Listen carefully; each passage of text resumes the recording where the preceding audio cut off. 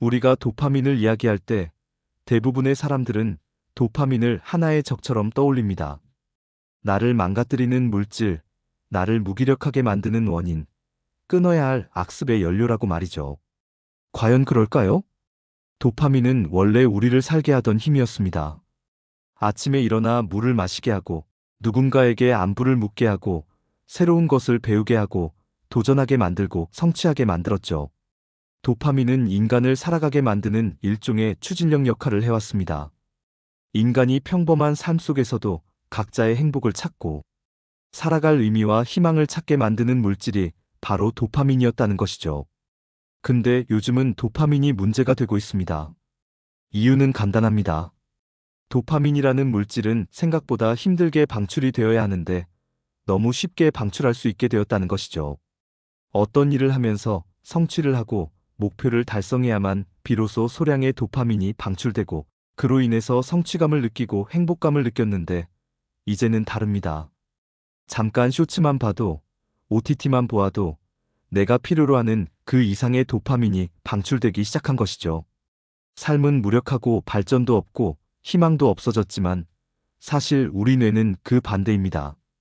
부자들이 돈을 많이 벌고 나면 오히려 무기력해지고 허무함을 느끼고 우울증에 걸립니다.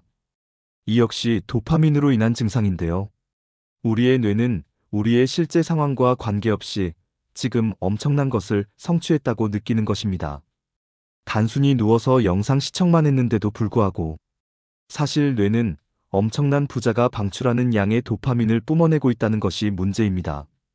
문제는 도파민 그 자체가 아니라 도파민이 흘러가는 통로가 바뀌었다는 데 있습니다. 예전에는 삶의 리듬 속에서 천천히 생성되던 기대와 성취의 파동이 지금은 손바닥 크기의 화면 안에서 초단위로 폭발합니다. 우리는 즐거움을 원한다기보다 더 정확히 말하면 자기 자신을 느끼기 어려워서 자극을 찾는 쪽에 가까울지도 모릅니다. 불안이 오면 스크롤을 올리고 허전하면 영상을 틀고 모호한 감정이 올라오면 해소 버튼처럼 클릭합니다. 그리고 아주 잠깐 마음이 가벼워지죠. 하지만 그 가벼움은 종종 비워짐이 아니라 마비에 더 가깝습니다. 도파민 중독에서 벗어나는 길은 그래서 흔히 말하는 핸드폰 덜 보기, 운동하기, 물 마시기 같은 체크리스트만으로는 충분하지 않습니다. 그건 도움이 되지만 깊은 층의 문제를 건드리지는 못하니까요. 이 글에서 제안하는 5가지는 단순한 습관 교정이 아니라 당신의 삶의 주권을 회복하는 방법입니다. 쾌락을 없애는 게 아니라 내가 나를 다시 선택할 수 있게 만드는 방법입니다. 첫 번째, 도파민 중독은 의지력 부족이 아니라 주의의 유괴에 가깝다. 중독을 도덕이나 의지로만 설명하면 우리는 계속 자신을 미워하게 됩니다. 나는 왜 이 정도도 못 참지? 그 질문은 대개 사람을 변화시키지 못하고 오히려 숨게 만듭니다. 도파민 루프는 많은 경우 이렇게 작동합니다. 감정이 올라온다. 불안, 지루함, 외로움, 무가치감, 긴장. 그 감정을 느끼는 대신 자극으로 이동한다. 자극은 잠깐 감정을 덮는다. 덮인 감정은 사라지지 않고 깊은 층으로 내려간다. 다시 비슷한 감정이 올라오면 더 빠르게 자극을 찾는다. 이것은 약한 의지의 문제가 아니라 느끼기 힘든 감정으로부터 자신을 보호하려는 자동화된 생존 전략일 수 있습니다. 그러니 출발점은 비난이 아니라 관찰입니다. 내가 왜 이걸 자꾸 찾을까? 내가 지금 피하려는 느낌은 무엇일까? 이 질문이 시작될 때 도파민 루프는 이미 조금 느슨해집니다. 자동이었던 것이 선택의 영역으로 들어오기 때문입니다. 도파민에 대해서 공부를 하지 않은 상태에서 자신을 바라보면 의지가 박약하고 게으르고 바보 같은 사람처럼 보일 수 있습니다. 무능해 보이고 한심해 보이기도 합니다. 다른 사람들은 전부 열심히 살아가면서 소소한 행복을 누리고 성취감을 누리는데 자신은 정반대의 삶을 살면서도 아무런 희망을 찾지 못하는 것처럼 보이고 사회의 패배자로 보이기도 하니까요. 그러나 그렇게 폭력적으로 생각하면 아무것도 할 수가 없습니다. 당신은 도파민 과다 분출의 피해자라고 생각하시면 됩니다. 그리고 의지의 문제가 아닙니다. 도파민에 대해서 이해하고 도파민을 통제할 수 있을 때 자연스럽게 우리는 삶을 회복하고 성장할 수 있다고 생각하시면 됩니다. 이제 5가지를 이야기해 보겠습니다. 첫 번째, 무작정 자극을 끊기보다 먼저 해야 할 일은 내 안의 결핍을 정확히 이름 붙이기다. 도파민 중독은 종종 무언가가 너무 좋아서가 아니라 무언가가 너무 느껴지지 않아서 생깁니다. 즉, 쇼츠를 보는 것이 너무 좋아서 그 행위를 하는 것이 아니라 쇼츠를 보지 않으면 삶에 공백이 생기고 그 공백이 너무 싫은 것이죠. 머리로는 그 공백이 괜찮다고 말하지만 몸은 그 반대로 반응을 하는 겁니다. 자극을 찾는 것이죠. 우리는 자극을 통해 기쁨을 얻는 것 같지만 실제로는 그 자극이 감각을 세게 흔들어 내가 살아있다는 느낌을 만들기도 합니다. 여기서 중요한 건 내 결핍의 형태를 대충 허전함으로 뭉개지 않는 것입니다. 허전함에도 여러 얼굴이 있습니다. 외로움, 연결되고 싶은 마음, 지루함, 에너지가 흐를 길이 막힌 상태, 불안, 통제할 수 없다는 감각, 무가치감, 나의 존재가 환영받지 못한다는 믿음, 피로 회복이 부족한데 계속 버티는 상태, 압박감, 기준에 맞춰야 한다는 긴장. 도파민 자극은 이 모든 것을 똑같은 방식으로 덮어버립니다. 그래서 우리는 내가 무엇을 원하는지를 더 모르게 되죠. 가장 중요한 것은 내가 느끼는 그 감정들을 명확하게 아는 것이 중요합니다. 집에 혼자 누워 있으면 어떻죠? 외롭습니다. 적막함이 싫습니다. 그래서 자연스럽게 핸드폰을 집어들고 미디어의 세계로 들어갑니다. 그 속에는 많은 사람들이 존재하고 그 사람들을 보는 것만으로도 외로움을 덜 수 있으니까요. 중요한 것은 느껴지는 감정을 무시하고 참는 것이 아닙니다. 건강한 방법으로 대체하는 것입니다. 외로움이 느껴진다면 가족과 통화를 한다든지, 오래된 친구와 연락을 해본다든지, 운동이나 취미를 통해서 커뮤니티에 속해보는 겁니다. 특히 지루함을 견디지 못해서 핸드폰을 집어드는 경우도 많이 있습니다. 지루하다는 것은 에너지가 있는데 그 에너지를 방출할 길이 없을 때 생기는 감정입니다. 기진맥진한 상태에서 지루함을 느끼는 사람은 없습니다. 특히 지루한 경우에 많은 사람들이 포르노를 시청합니다. 포르노를 시청하면 엄청난 양의 도파민이 분출되기도 하고 그 자체로 에너지가 소비되니까요. 지루할 때 가장 좋은 방법은 창의적인 활동을 하는 겁니다. 저는 여러분에게 일기를 쓰는 것을 추천합니다. 버킷리스트를 작성해보는 것도 좋은 방법입니다. 무작정 나가서 달려보는 것도 좋은 방법이고 명상을 하는 것도 좋은 방법입니다. 중요한 것은 여러분이 가지고 있는 그 에너지를 아주 건강한 방법으로 방출하는 방법을 모색하는 겁니다. 사실 생각해보면 스마트폰이 상용화되기 전 우리는 지루함, 불안, 외로움 등을 느낄 여력이 많이 없었습니다. 오히려 인간관계에 대한 문제가 더 많았죠. 그래서 그때는 인간관계를 어떻게 지혜롭게 해야 하는지에 대한 책이 많이 팔렸습니다. 연인을 사귀기 위해서 최대한의 노력을 해보는 것도 좋은 방법입니다. 실천 1분 결핍 라벨링. 자극을 찾기 직전에 혹은 찾고 난 직후에도 딱 1분만 이렇게 해보세요. 1. 지금 가장 강한 감정 하나를 고른다. 2. 그 감정에 이름을 붙인다. 불안, 외로움, 지루함 등. 3. 그 감정 아래의 욕구를 한 문장으로 말한다. 나는 안심이 필요해. 나는 누군가의 따뜻한 반응이 필요해. 나는 쉬고 싶어. 나는 의미 있는 흐름이 필요해. 이 연습은 단순해 보이지만 깊게 작동합니다. 왜냐하면 중독 루프는 감정의 익명성 위에서 힘을 얻기 때문입니다. 감정이 이름을 얻는 순간 뇌는 이건 처리할 수 있는 대상이구나 라고 느낍니다. 도파민 중독에서 빠져나온다는 것은 자극을 이기는 게 아니라 감정을 알아보는 능력을 회복하는 일일 수 있습니다. 그리고 감정이라는 것은 이해되는 순간 해소가 되는 경향이 있습니다. 마음은 나 자신조차도 타인으로 인식하기도 합니다. 감정이 올라올 때 눈을 감고 내가 지금 외로운 상태구나. 괜찮아. 외롭지 않아라고 나를 다독여주는 것도 굉장히 좋은 방법이 될 수 있습니다. 두 번째, 도파민의 양을 줄이기 전에 도파민의 리듬을 되찾기.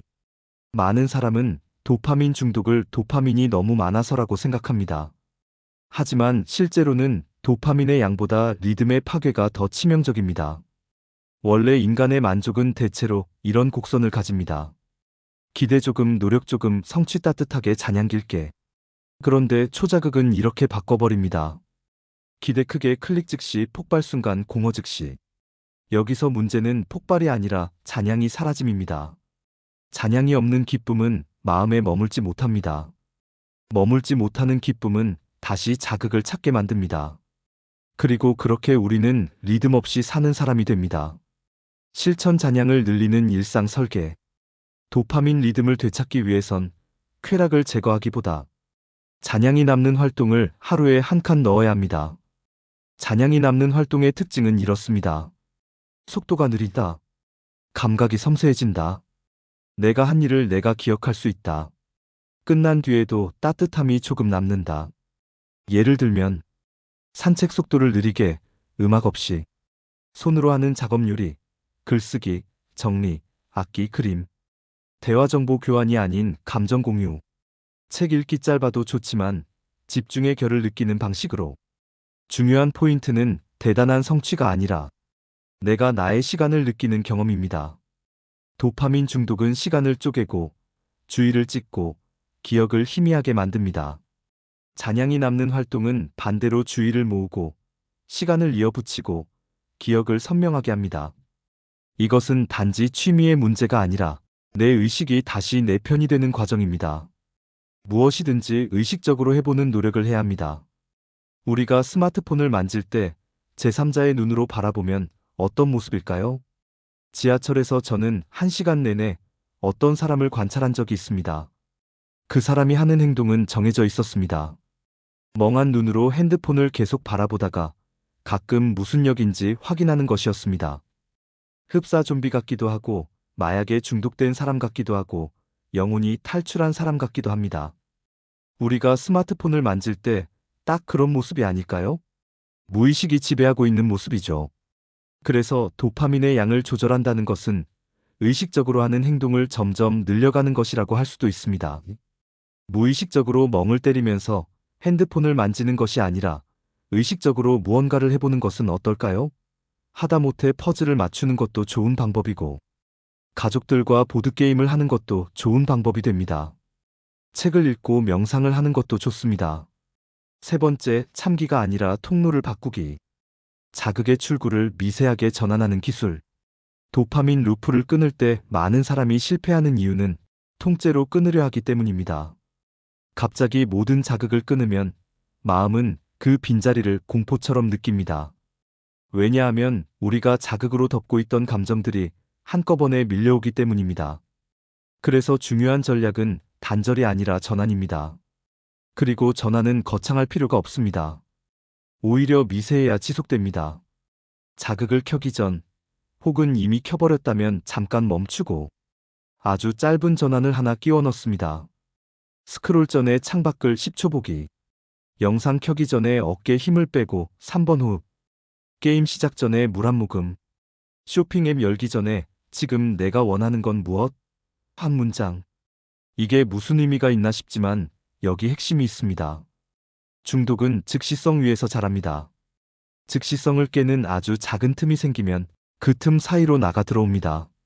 이때 중요한 것은 이걸 하면 자극을 끊어야 해가 아니라 자극으로 가는 길목에 나를 한번 놓아보자입니다. 그리고 어느 순간 그 길목에 내가 커집니다. 자극이 당겨도 그 당김을 바라볼 수 있게 됩니다.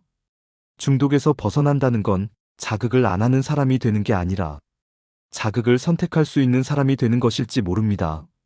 네 번째, 도파민 루프의 진짜 엔진 자기 자신과의 관계를 회복하기. 도파민 중독이 심해질수록 공통적으로 나타나는 현상이 있습니다. 자기 자신과의 관계가 얇아집니다. 나의 감정이 어떤지 잘 모른다.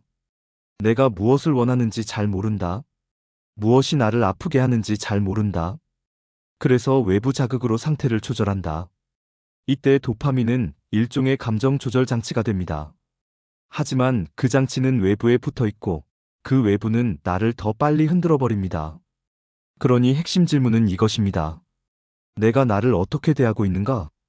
혹시 나는 나를 채찍질하고 있지 않나요? 성과로만 평가하고 있지 않나요? 쉬는 날을 죄책감으로 몰아붙이고 있지 않나요? 감정이 올라오면 귀찮다며 밀어내지 않나요? 도파민 중독은 종종 자기 자신에게 친절하지 못한 삶에서 더 강해집니다. 내가 나를 편안하게 품지 못하니까 외부 자극이 대신 품어주는 척하는 것이죠. 하루에 한 번만 아주 짧게 이런 문장을 말해보세요. 나는 지금 나를 돌보는 편에 설게. 오늘의 나는 충분히 애썼어. 내가 느끼는 건 틀린 게 아니야. 지금은 달래는 시간이야. 이 문장은 자기계발식 긍정 확언이 아니라 내 안에 내 편을 깨우는 신호입니다. 도파민 중독에서 벗어나는 과정은 뇌과학만이 아니라 관계의 문제이기도 합니다. 내가 나와 어떤 관계를 맺는지, 그 관계가 안전해질수록 외부 자극의 필요는 줄어듭니다. 자극은 흔히 가짜 안전입니다. 진짜 안전은 내 안에 내 편이 있는 감각입니다. 아주 쉽게 생각해보면 이렇습니다. 요즘 식당에 가면 아이들과 부모들이 식사할 때 어떤 광경이 펼쳐지나요? 부모는 서로 대화를 하는데 아이들은 핸드폰을 들고 영상을 보고 있습니다. 조금 심한 가족은 각자가 각자의 핸드폰을 바라보고 있습니다. 그런 광경을 보면 어떤 생각이 드나요? 서로가 서로에게 무심한 것 같다는 생각이 들지는 않나요? 내가 핸드폰을 만지고 빠져들 때 나도 모르게 나 자신에게 무관심하게 됩니다. 관계는 무조건 나와 타인의 관계만 존재하는 것이 아니라 나와 나와의 관계도 존재한다는 사실을 잊어서는 안 됩니다. 지금 이 순간 나는 나와 어떤 관계인가요? 나는 나에게 어떤 관심을 쏟아주고 있나요? 내가 어떤 기분인지, 내가 어떤 상황인지, 나조차도 모르고 이해하지도 않으면서 타인에게 이해를 바라고 있지는 않나요? 너의 기분이 어떻든 그냥 앉아서 쇼츠나 봐. 라고 자신에게 말하지 마시기 바랍니다. 다섯 번째, 마지막은 의외로 목표가 아니라 의미의 감각이다. 도파민 중독을 극복하려는 많은 조언이 목표를 세워라로 끝납니다. 하지만 목표는 때때로 더 큰 압박이 되기도 합니다. 이렇게까지 해야 해. 이 정도는 해내야 해. 그 압박은 다시 불안을 만들고 불안은 다시 자극을 부릅니다. 그래서 더 깊은 층에서 필요한 것은 목표보다 의미입니다. 의미는 나를 밀어붙이지 않고 나를 끌어당깁니다. 의미는 긴장보다 호기심에 가깝습니다. 여기서 의미란 거창한 사명이 아닙니다. 지금 삶에서 내가 조금 더 선명하게 느끼고 싶은 방향, 내가 어떤 사람이 되고 싶은지의 결, 내가 어떤 시간을 살고 싶은지의 온도입니다. 도파민 중독은 시간을 소비로 바꿉니다. 의미는 시간을 경험으로 되돌립니다. 다음 중 하나만 하루 5분이면 됩니다. 오늘의 나를 살아있게 했던 순간 한 개 적기. 오늘 내가 피했던 감정 한 개 적기 비난 없이. 오늘의 내 에너지를 회복시킨 것 한 개 적기. 내가 진짜 원하는 삶의 결을 한 문장으로 적기. 오나는 급하지 않은 삶을 원해. 오나는 연결이 있는 하루를 원해. 오나는 내가 나를 존중하는 시간을 원해. 이런 기록은 생산성이 아니라 정열을 만듭니다. 정열이 생기면 자극은 여전히 존재해도 그 자극이 나를 끌고 가는 힘은 줄어듭니다. 도파민 중독은 쾌락을 끊는 것이 아니라 주의를 회복하는 것입니다. 여기까지의 5가지를 한 문장으로 묶으면 이렇습니다. 1. 결핍을 정확히 이름 붙이고 2. 도파민의 리듬 잔향을 회복하며 3. 즉시성을 깨는 미세 전환을 만들고 4. 자기 자신과 동맹을 맺고 5. 의미의 감각으로 시간을 다시 경험한다. 이 과정에서 중요한 것은 완벽하게 성공하는 사람이 되는 것이 아닙니다. 오히려 중간중간 다시 빠지는 날이 있어도 괜찮습니다. 그날은 실패가 아니라 데이터입니다. 아, 내가 이런 날 더 자극을 찾는구나. 아, 내가 피곤하면 더 즉시성을 원하네. 아, 관계가 흔들리면 스크롤이 늘어나는구나. 이렇게 바라볼 수 있는 순간 중독은 서서히 나를 지배하는 것에서 내가 이해할 수 있는 패턴으로 바뀝니다. 그리고 이해는 이상하게도 이미 치유의 한 부분입니다. 아주 짧은 명상 20초. 지금 눈을 감아도 좋고 뜬 채로도 괜찮습니다. 1. 숨을 들이마시며 나는 지금. 2. 숨을 내쉬며 여기에. 3. 한 번 더 들이마시며 나를 느낀다. 4. 내쉬며 조금 천천히. 이 20초는 도파민을 줄이는 기술이 아니라 주의의 방향을 되돌리는 행위입니다. 주의가 돌아오면 삶이 돌아오기 시작합니다. 도파민으로부터 자유하기 위한 질문을 알려드리겠습니다. 하나씩 자신에게 던져보면 아주 좋은 시간이 되리라 확신합니다. 1. 내가 자극을 가장 강하게 찾는 시간대는 언제인가? 그때의 감정은 무엇인가? 2. 허전함을 더 세밀하게 나누면 내 허전함은 어떤 종류에 가까운가? 외로움, 불안, 지루함, 무가치감, 피로, 압박감 등. 3. 자극을 찾기 직전 내가 피하고 있는 느낌은 무엇인가? 그 느낌은 내게 무엇을 말하고 있나? 4. 최근 일주일 동안 잔향이 남았던 순간은 무엇이었나? 그 순간의 공통점은 무엇인가? 5. 내가 나를 대하는 방식에서 가장 차가운 부분은 어디인가? 그 부분에 어떤 말이 필요할까? 6. 즉시성이 아니라 리듬이 회복된다면 내 하루는 어떤 모습일까? 7. 내가 원하는 삶의 결을 한 문장으로 표현한다면 나는 급하지 않은 하루를 원해.